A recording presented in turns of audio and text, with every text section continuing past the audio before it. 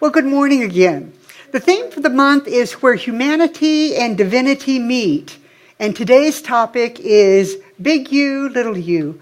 Jim, I just love your readings. I need that copy, okay? Yeah, So first let's talk about where humanity and divinity meet. That's an easy one because humanity and divinity meet within us, right here where I am. Humanity is and divinity, and right here where you are, humanity and divinity live. The divine goodness, the divine godness, the love intelligence is absolutely everywhere. There's nowhere where God is not. Perfect choice of songs, Tom, perfect choice of songs. It's all that is, all that ever was, and all that ever will be. And it's what we are made of. There's nothing for us to be made of except that divine stuff.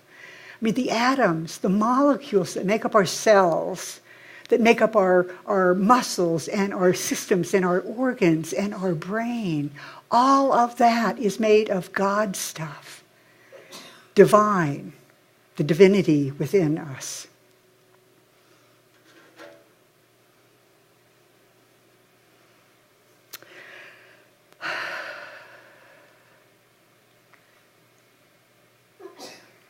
Each of us was created from the mind of God, an idea in the mind of God, and we were created from the substance of God. Now, if that's the case, if every bit of this human expression is us made of divinity, then why is it we don't feel it more? Why is it that our world is not just filled with the love and the patience and the respect for others and the caring? Well, we have to ask, where is this divinity and how do we express it? There's a story told by the Sioux Indians. It's also told by other cultures and in other forms. But here's how it goes. God, the Creator, gathered all of the animals together and said, I want to hide something from humans where they won't find it. Someone chirped up and said, what is it that you want to hide? The Creator said, I want to hide the fact that they're not only human, but they are divine. And so the eagle said, I'll take that. I'll fly it to the moon. I'll hide it there. The Creator said, they're going to go to the moon. They'll find it. The salmon said, I'll take it to the bottom of the ocean. They'll never find it. Yep, they'll find it there too. That's not a good place. And the buffalo said, I'll take it to the Great Plains and I will hide it in the earth, in Mother Earth. And the Creator said, I'm afraid they're going to open up the earth, that they're going to scratch up the earth and that they will find it as well there. And so finally, Grandmother Mole stepped up, spoke up. Now, Grandmother Mole lives in the breast of the earth. She has no physical eyes, but sees with the spiritual sight. And she said, hide it inside of them. Hide it inside of them. And the Creator said, that's the answer. I will hide it inside of them and nestle it deep within them so that when they are ready, they will find it. And so as the realization that you are that combination of humanity and divinity, as that is hidden within you, there is always the invitation to remember it, to open it up, and to let it make a difference in your life. When we talk about humanity and divinity, which of course we can call the little u and the big U, we're talking about allowing our human earthly self to live from that deep place of divinity, that place of love, that place of joy that we all love to live from. Ernest Holmes wrote in this thing called you, "The wick of your individual life runs deep into the oil of pure being. There is but life, and that life is your life now." That life is your life now. So the only place that humanity and divinity can meet is within each of us. When we consciously allow and invite humanity and divinity to converge within us, as us, our lives blossom. We move into lives of greater love and greater peace and greater harmony. And is there anyone that doesn't want that? Anyone? We tend to view the world in a more positive way and to remember and feel and see the unity that is truly what's happening in us and around our world. Instead of wondering if things are going to work out, instead of thinking that things might not work out, in this place of living from that big me, I can remember that things are working out. Now, they might not be working out just exactly the way I planned. Anybody ever have that experience? Right. But things are working out. Things are unfolding. We get to learn from our challenges, and there are gifts everywhere. So, of course, we need to learn to discern. Is this voice I'm listening to, is that the voice of the big me, the divinity? Or is that the voice of the little me, this humanness that feels limited and sometimes fearful? For example, say you'd like to find a new friend or a new love or a new source of support. Your little me voice might say, that's never going to happen. I don't know where somebody like that could show up from. And boy, I would love it if it would happen, but I don't really expect it. That's the human voice, the little me voice, that speaks from fear and not from a place of trust. Now, your big me voice, the divine voice, would say something like, I can trust. I'm going to be led.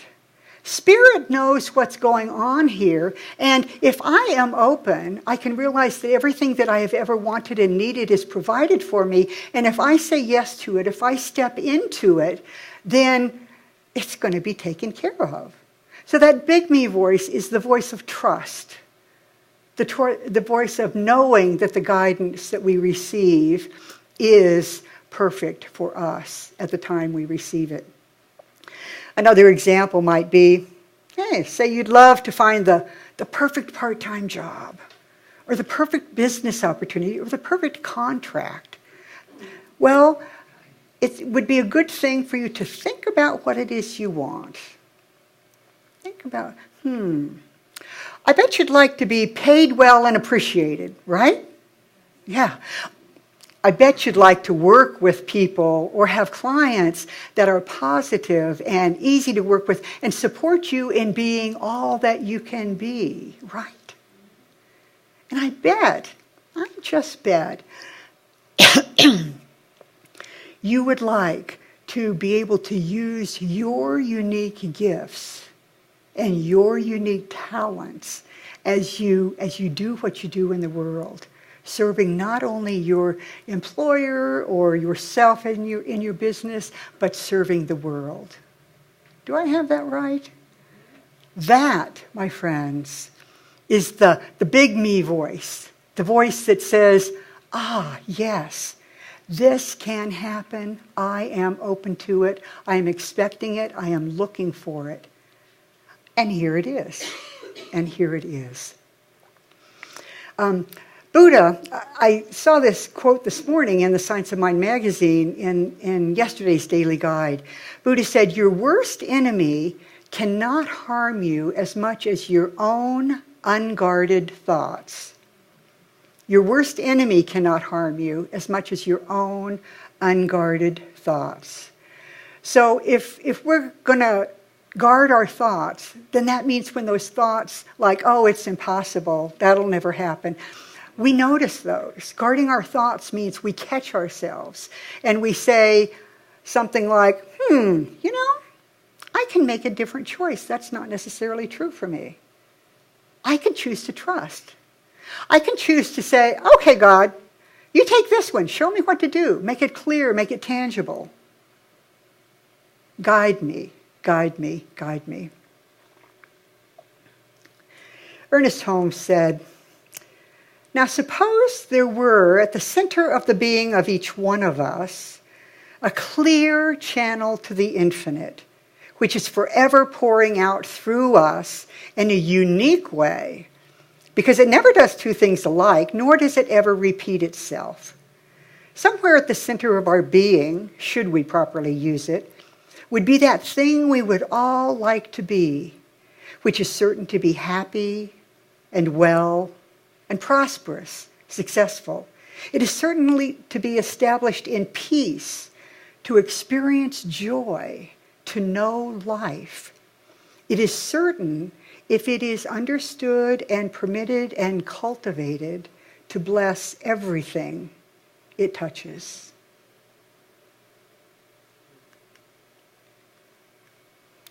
When we realize the divinity within us, we begin to attract to us all of the good, all of the love, all of the joy, all of the opportunities that we desire in our lives. We begin to open up as we realize that there's more to us than this human self. As we uncover our infinite nature and realign with our soul's true purpose, then we understand that everything has its origins. In our life, everything in our life has its origins in mind, in what we are thinking. That, of course, is why we say here, you can change your thinking and change your life. It's a powerful thing. And none of us, we just don't become open to more, to the greater stuff, to more good, unless we are willing to change and willing to open to newness.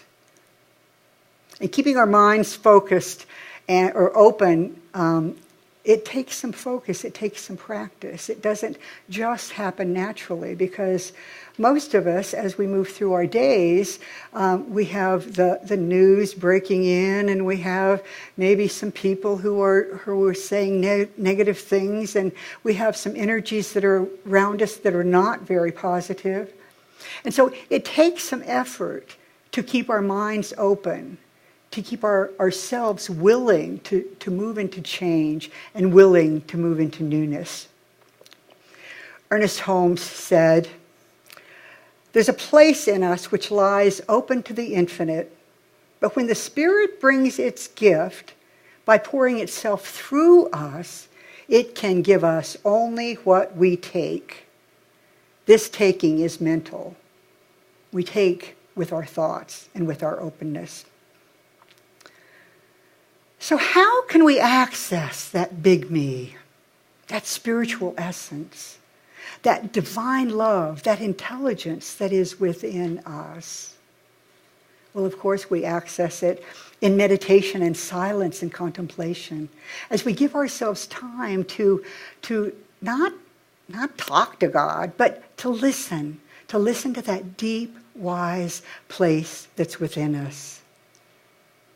We access it. We access that big me energy as we come together in spiritual community, as we support each other, as we sing together, as we know for each other only good, only growth, only wonder. And then, of course, we can access it through reading spiritual books, the Science of Mind magazine, which is available just around the corner if you don't have it. It's great.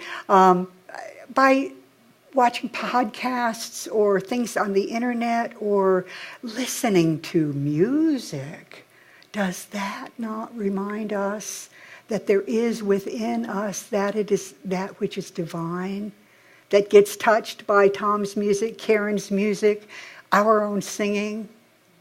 There are so many ways, and each of us knows what opens our heart. And so that's what we get to move into. That's how we get to access the big me, the divinity that is within us, that is always, always ready to grow. And we have to want it. We have to want it. Not in a hungry, grabbing way, not in a grasping way, but we have to want this divinity moving through us in a way that's exciting, in a way that wakes us up and brings us joy. Isn't that what we want? Isn't that what we want?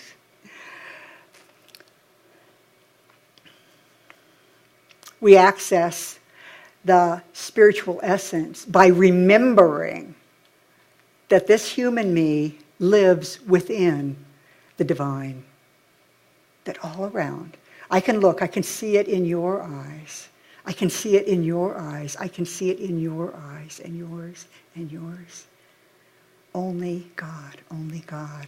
And so when we remember that we are part of something larger, and that we can call on it and use it, it is powerful. Thich Nhat Hanh beautifully stated, enlightenment is when a wave realizes it is the ocean. Enlightenment is when a wave realizes that it is the ocean. And I would add that enlightenment is when you and I realize that we are part of the oneness, the divinity, the joy, the love, the creation of all. Ernest Holmes, of course, said, what did he say? Okay, I think it was, there's only one life. That life is God's life. That life is perfect. And that life is my life now. There's only one life. That life is God's life. It's perfect. It's my life and it's your life now. Only if we claim it do we get to take advantage of it. Only if we claim it do we get to take advantage of it. So, you are divine. Do you think of yourselves as divine? I know some of you do. Yeah. Do you? Take a minute right now to just think of yourself as divine.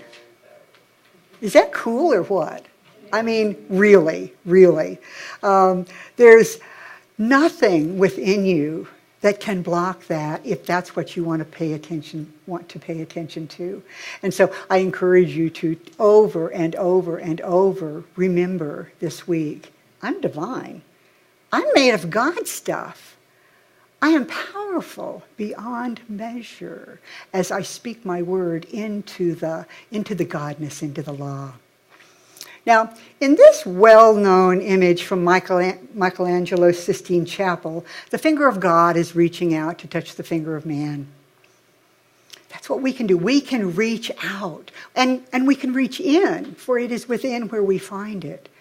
We can reach to open to more of the love, more of the goodness of God. Now, God's finger, of course, represents the big U. It is always giving, always reaching out. And man's finger, it's kind of like just hanging there, represents the little u. But it's what you're willing to open to. It's what you're willing to accept, what you're willing to open your hand to and your heart to. I love that. I love that reminder. What if God is always reaching out? What if God is always reaching out? Always saying, here, there are blessings for you. Please come and take them. Here, there's greater health available. Please step into it. Believe that it's true. Know that I will lead you. It's powerful, powerful, powerful. There's this affirmation that I love. Right here, right now. The same power that created the stars and the planets, The same power that created the perfectly formed spring flowers is here for me. If we truly believed that, there would be miracles in our lives. Absolute miracles. So say that with me. Right here, right now, the same power that created the stars and planets, the same power that created the perfectly formed spring flowers is here for me. So take a breath and take that in. And let's either say it quietly or you can listen to me say it. Right here, right now, the same power that created the stars and the planets, the same power that created the perfectly formed spring flowers is here for you, always. Let's take that into prayer.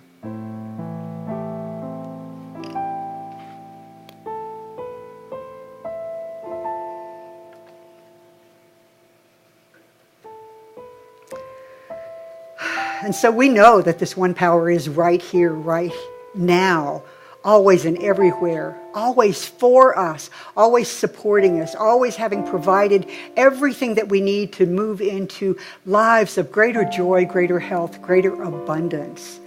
And so in that knowing, what I claim for each one here is that as we go through the week, we are reminded in clear and delightful ways by Spirit that there is a divinity within us.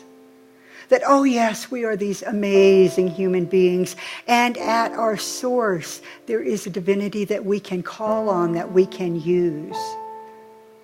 It is here for us. And so I know for each person here, absolute blessings as we go forth. I know that any challenges are met by the divine with solutions, with support, with love.